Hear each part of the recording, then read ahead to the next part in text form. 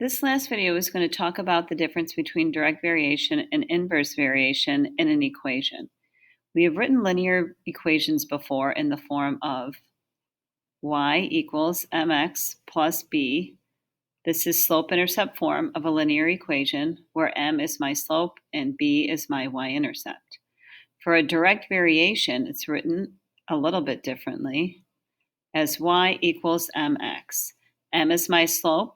But notice, since direct variation differs because it goes through the origin and the y-intercept is always going to be 0, you won't see the plus b in the equation.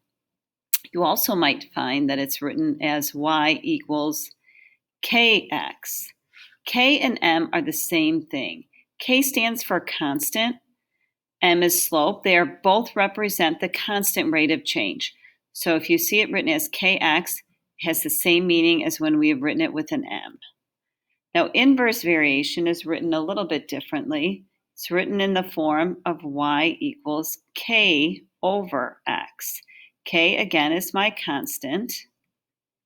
And in the examples we used before, we had an area of a rectangle, and it was 16 or 20, and you had to divide in order to find out the y value, you had to divide that constant by the x value.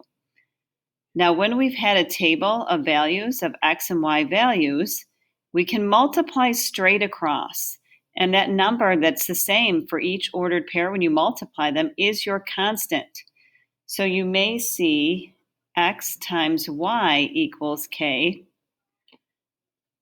meaning that when you multiply your two values together, you get the same number, which is your constant.